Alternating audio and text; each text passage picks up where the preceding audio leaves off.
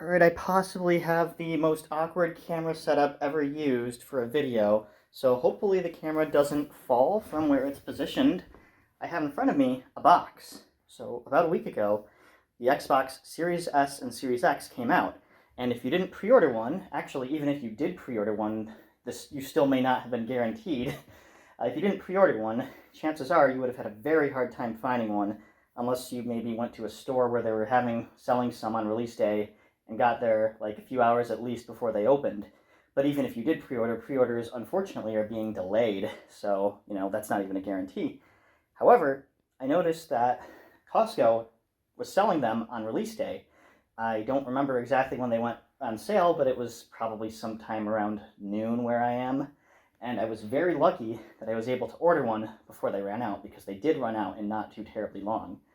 But on Costco, they were only selling a bundle that included the console as well as an extra controller for, I think, $540 altogether. Assuming the controller would be like at least $60, you are saving money that way. And so yeah, I was lucky enough to get one, and it arrived today, and I'm going to open it now and see what is inside. So I have to cut the tape.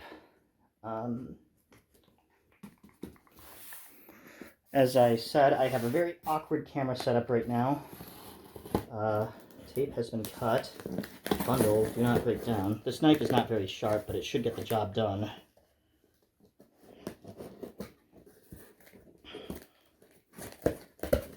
Okay, so let's get this side. I can't see very well because I'm standing on one side. Let me pull this towards me. It's not too terribly exciting to cut the tape anyway. Alright, this is open. Let's see what's inside. So here's air. Here is the extra controller. It is carbon black, as you can see. I will put that off to the side. There's a controller in the console, with the console as well, or at least I assume there is. So, let's turn this over. Oh, one of the flaps is closed. My bad. It looks like that thing of air is actually taped. There it is. It is upside down. There is nothing else in the box, so let me remove the box away. Here it is, the Xbox Series X. Yep, this is what it looks like, or the box, at least. Here's the front of the box. Here's the back of the box. And here is one of the sides.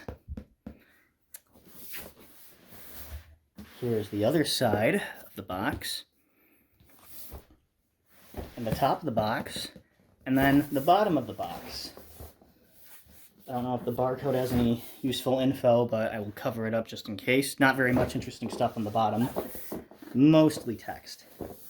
So now let's open this thing up.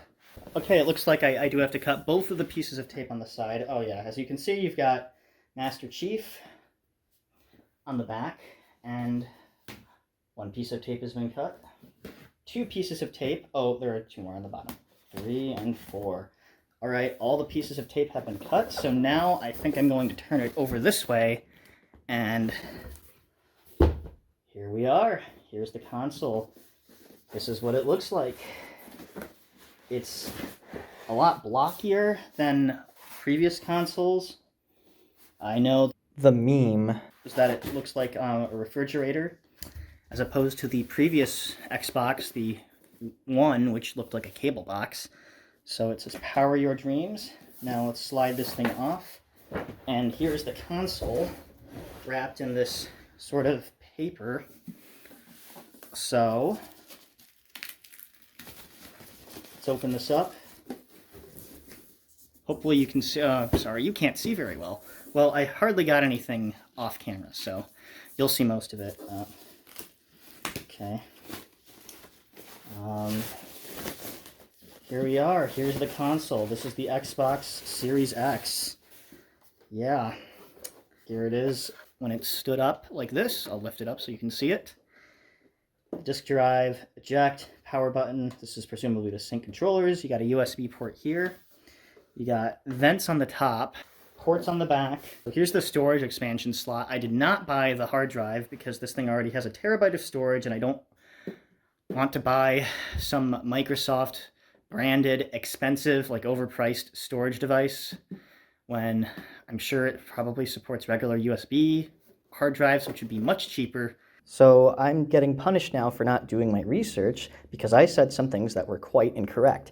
As it turns out, the Xbox Series X has a 1 terabyte SSD, not a hard drive, an SSD, a solid state drive, and it is Microsoft's custom NVMe SSD, so it should be way faster than using something like SATA for your connection. And the expansion port is for a memory card, not a hard drive, not a special hard drive. It is an NVMe memory card that's made by Seagate. Now, Seagate also makes hard drives and solid-state drives for like regular computers. That's why I thought it was like a hard drive at first, but no. And actually, it might be really nice to have something like the size of a memory card that has a terabyte of storage and is blisteringly fast, just like the internal SSD. And also, apparently, games that are optimized for Series S and X cannot be run on a USB hard drive or SSD.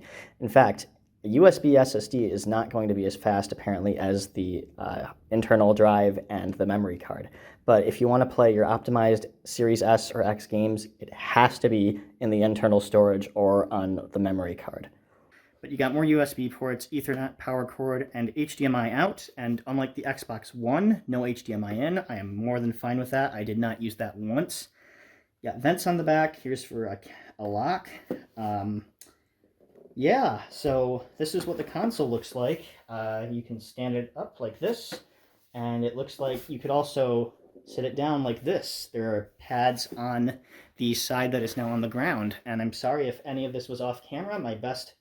I made my best efforts to get everything in the shot. Like I said, awkward camera setup. So now, what do we got here? We have, I'm going to look at this myself in case this has any code on it. It does not appear to. This is a a getting started guide or a quick start guide. So, yeah, nothing too interesting here. I'm going to set that aside. Here's another piece of foam. And now we also have this little container right here that has more goodies. So, this thing opens up. We have an HDMI cord. Good.